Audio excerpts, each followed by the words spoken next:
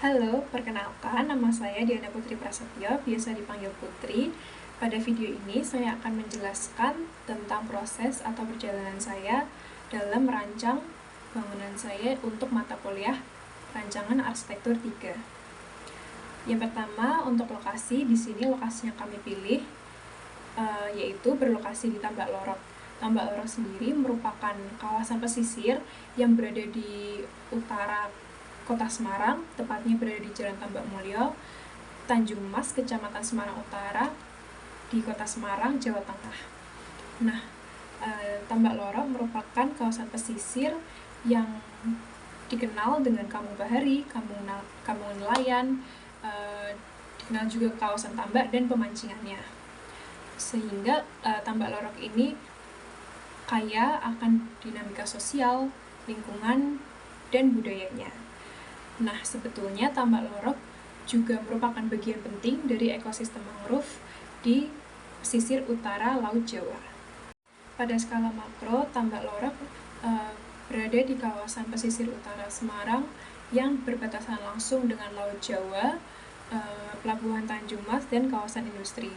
Oleh karena itu, hal ini menyebabkan Tambak Lorok itu merupakan daerah yang rentan akan rop, abrasi, dan penurunan muka tanah. Oleh karena itu, pada tahun 2022, pemerintah setempat itu memutuskan untuk mendirikan atau membangun seat pile di sepanjang jalan Tambak Lorok yang berbatasan langsung dengan Laut Jawa. Namun tidak dapat dipungkiri bahwa Tambak Lorok tetap memiliki potensi yang cukup besar dalam sektor perikanan, hasil laut, dan juga kampung bahari. Site yang kami pilih di Tambak Lorok berbatasan pada sebelah utara itu berbatasan dengan Laut Jawa, Dermaga, dan Jalan Tambak Mulyo. Di sebelah barat itu berbatasan dengan tambak milik warga, di sebelah timur berbatasan dengan pemukiman warga, dan di sebelah selatan juga berbatasan dengan pemukiman warga. Sehingga secara makro Tambak Lorok ini merupakan daerah yang cukup kompleks karena perdagangan, pemukiman padat, dan kawasan tambak itu menjadi satu. Tambak Lorok memiliki kawasan tambak seluas 1,7 km persegi, di mana dibatasi dengan jalan Tambak Mulyo, kemudian dibatasi dengan seat pile setinggi 2 meter untuk menanggulangi air laut yang meluap karena hujan deras. Nah, di sini permasalahannya yaitu yang pertama terdapat penurunan muka tanah, penumpukan sampah di bibir tambak, dan yang ketiga terlambatnya penanaman mangrove, yang keempat pemukiman padat dan kumuh di area bibir tambak. Kedua yaitu pemukiman padat. Pada tahun 2016 jumlah penduduk Tambak Lorok itu mencapai 30.678 jiwa dengan density 946 jiwa per hektar, di mana hal itu melebihi tingkat yang seharusnya di mana per hektar yaitu 750 jiwa. Kemudian ada perdagangan di Tambak Lorok, memiliki pasar Tambak Lorok untuk menjual hasil tangkapan. Selain itu juga ada tempat pelelangan ikan. Nah, permasalahannya yang pertama di sini ada ketidakpastian cuaca, ketidakpastian hasil tangkapan, dan fluktuasi bahan baku dan biaya operasional. Selanjutnya, pada skala meso, di sini dianalisis menggunakan Kevin Lynch Theory. Di sini terdapat smell, district, landmark. Nah, sebenarnya di Tambak Lorok itu tidak memiliki landmark yang benar-benar landmark, tetapi di sini terdapat beberapa desain yang menjadi ciri khas dari Tambak Lorok, yaitu dermaganya, yang kedua pasar ikan hasil laut, dan yang ketiga patung ikan terbang di depan Tambak Lorok. Yang keempat ada nodes, yang kelima ada edges, yaitu jalan, tambak, dan bangunan. Kemudian di sini ada existing social activities yang dimana pergerakan dari orang-orang yang tinggal di Tambak Lorok, yaitu ada kelompok pengunjung, kelompok ekonomi, nelayan, dan warga lokal.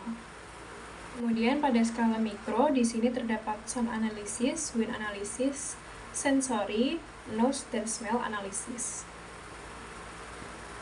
Nah, setelah melihat dari bagian makro, meso, dan mikro di Tambak Lorok, di sini kami juga mengonfirmasi dengan survei. Saat survei kami melakukan wawancara kepada Bu RT Bu RW, Pak RT, dan beberapa warga lokal di sana.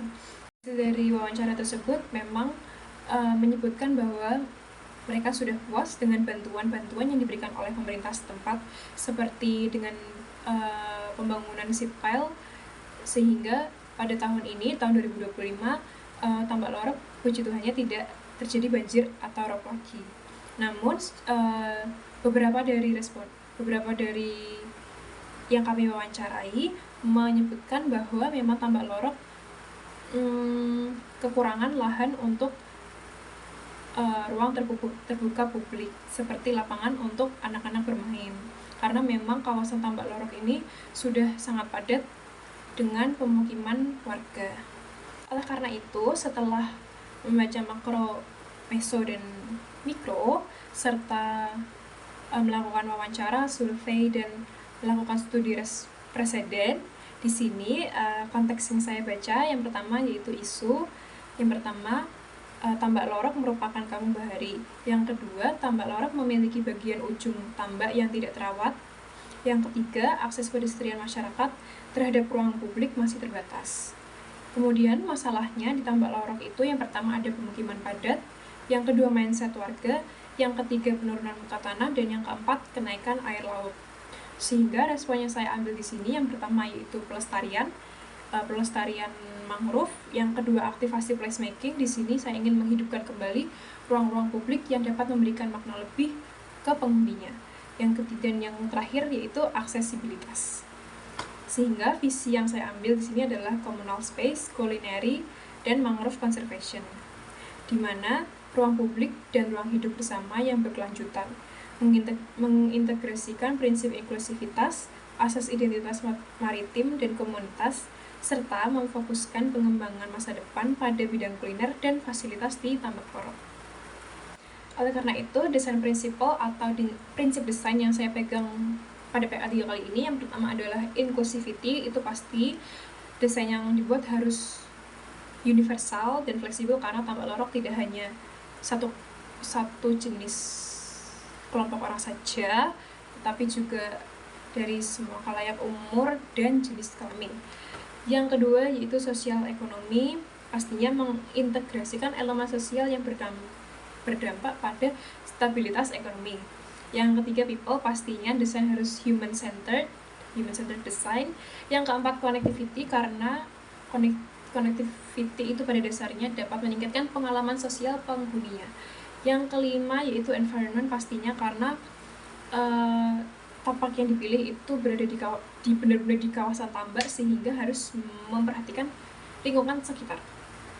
Oleh karena itu, di sini saya mencetuskan sebuah bangunan bernama Balai Pesisir, di mana Balai Pesisir ini tentunya menjawab kebutuhan warga Tambak Lorok akan kebutuhan ruang terbuka, karena di Tambak Lorok itu minim ruang area publik yang aman, di mana di Balai Pesisir ini mengintegrasikan pengembangan kuliner yang dapat menguatkan ekonomi lokal. Kemudian ada kawasan konservasi mangrove yang pastinya yaitu menghadirkan ruang berkumpul bagi warga Tambak Lorok. Oleh karena itu, saya namakan Balai Pesisir, di mana balai itu balai atau tempat berkumpul, dan pesisir karena letaknya yang ada di pesisir. Jadi, gagasan dan konsep utama dari Balai Pesisir itu sendiri menggabungkan 3 hal. Yang pertama communal space, yang kedua mangrove, dan yang ketiga fishery atau perikanan, di mana Balai Pesisir tidak hanya menyediakan area UMKM yang menjual hasil tangkap nelayan Tambak Lorok, tetapi juga tetap melestarikan tambak yang ada di mana Balai Pesisir itu dibangun. Sehingga saya memutuskan untuk memakai konsep rumah panggung untuk Balai Pesisir ini, supaya area tambak itu tetap mendapatkan sirkulasi udara dari luar.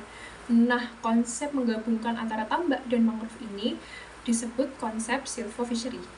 Di sini sistem struktur yang digunakan adalah grid shell structure yang sudah pernah digunakan sebelumnya di Art at Green School yang dirancang oleh arsitek ibuku di Bali. Itu juga menggunakan struktur bambu petung, di mana di sini ujung bambu petung itu bertemu pada kolom beton sebagai penyangga utama. Karena Balai Pesisir mengintegrasikan 3 hal sekaligus, yaitu communal space, mangrove dan fishery. Harapannya kehadiran balai pesisir ini tidak menghilangkan tetapi melestarikan hal-hal yang sudah ada sebelumnya.